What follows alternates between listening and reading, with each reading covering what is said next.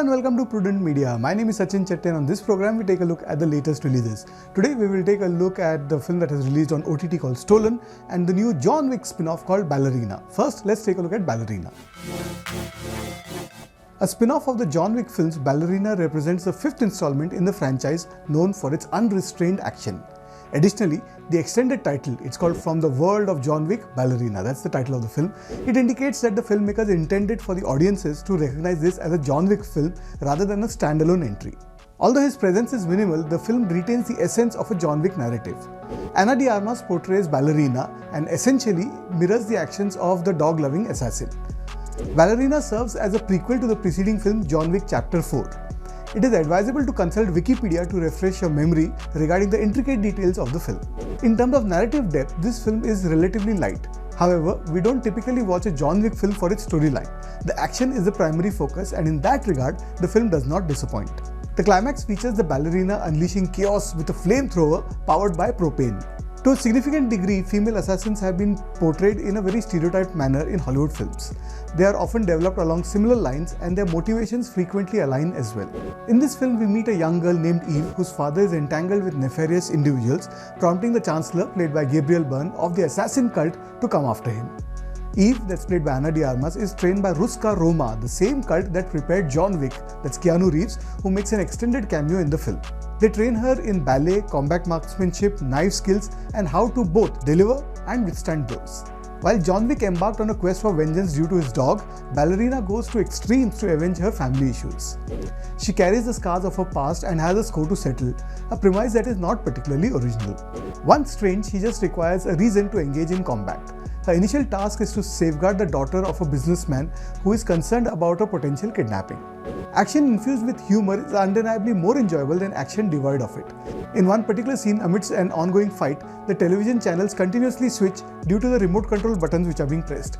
We catch a glimpse of the iconic scene from Steamboat Bill Jr. from 1928, paying homage to one of the most remarkable stunt performers in history, that's Buster Keaton.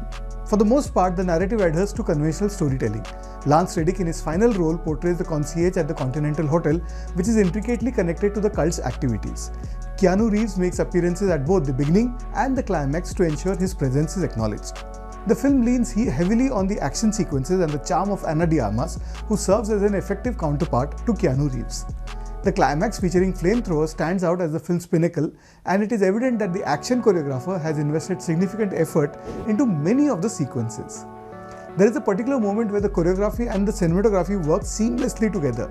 A pedestal shot where the camera goes up captures Ballerina as she leaves in a car. Shortly thereafter, at an intersection, another vehicle from the opposite direction collides with her, pushing her back, at which the camera descends to eye level, all within the same shot, which is brilliantly captured. Ana de Armas excels whether she is delivering kicks, punches, gunfire, or stabbings, and even when she is not engaged in any of those actions. The conclusion leaves plenty of room for a sequel. In fact, it almost explicitly suggests that one is forthcoming. I'm going to go with 3 out of 5 stars for the new John Wick spin-off called Ballerina. And now let's take a look at Stolen, which is streaming on Amazon Prime. Stolen is a rare film in Hindi cinema that maintains a clear focus on its central issue and is executed with precision. There is no unnecessary wandering, nor there are any subplots that detract from the main narrative. This is one meaty film. Although it premiered at the Venice Film Festival in 2023 and received positive acclaim, it did not receive the theatrical release it warranted.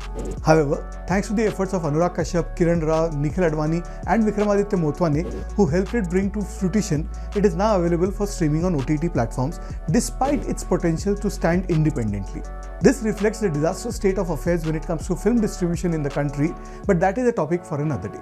Directed by debutant Karan Tejpal, Stolen draws inspiration from a true event that took place in 2018, where a mob mistakenly lynched 2 young men, believing them to be child abductors, an incident that was recorded and shared online. The film utilizes this premise but takes time to develop it further. Gautam, played by Abhishek Banerjee, arrives at the railway station to pick up his brother Raman, played by Shubham Vardhan. A family celebration is underway, which also brings a degree of embarrassment. In the opening scene, we witness a tribal woman resting with her baby when a pair of hands snatches the child and flees. The woman Jhumpa, played by Mia Milzer, awakens to find her baby gone and encounters Raman on the railway platform. Initially, she suspects him to be part of the abduction gang. The police become involved and the brothers explain that they were merely in the wrong place at the wrong time. However, when dealing with law enforcement in the country, one either escapes quickly or is ensnared indefinitely. The characterization and writing by Tejpal, Gaurav Dhingra and Swapnil Sarkar, also known as Agadbam, clearly delineate the positions of the characters. Gautam is evidently the more prosperous of the two brothers, as indicated by his ownership of a SUV that quickly becomes central to the plot. He is willing to bribe the police despite their innocence to escape from the situation. He embodies the archetype of an upper-class rural Indian. In contrast, Raman is portrayed as a more principled brother. He is a photographer and an artist. When a marginalized woman loses a baby and faces false accusations, he believes they should assist her, even if it jeopardizes their plans for the celebration. He is determined to take a stand and fight it out. As for Jhumpa, her behavior implies that there is more to her than what the brothers perceive. We are aware that she is mourning the loss of her baby, but she still clings on to hope of recovering her. However, given her background, you know that the chances of her getting justice are very slim. The narrative shifts to a rural area where the trio is pursued by mobs eager for vengeance. The video branding them as child abductors has gone viral, and their escape results in some exceptional action sequences. The car chase scene evokes memories of Alfonso Cuarón's Children of Men, which was back in 2006, and this is meant to be as a compliment to the film. The editing by Shreyas Beltangdi and the choreography by Ishan Ghosh inject urgency into several scenes, enhanced by the sound design and background score. In addition to functioning effectively as a thriller, Stolen also addresses societal issues ranging from mob mentality to the urban-rural divide and the challenges surrounding surrogacy. The film offers much more than mere thrills and car chases, and the cast delivers an outstanding performance. Abhishek Banerjee and Shubham Vardhan exhibit remarkable chemistry and are impeccably cast. Similarly, Mia Malzer enhances a role with her raw portrayal. This film exemplifies exceptional filmmaking with all departments working in harmony. I'm going to go with 4 out of 5 stars for one of the best films of the year. It's called Stolen and it's streaming on Amazon Prime. Well, that's what I thought of the films that were released this week. Do let us know what you think, and I'll be back with you next week with more movie reviews. Till then, it's goodbye from me.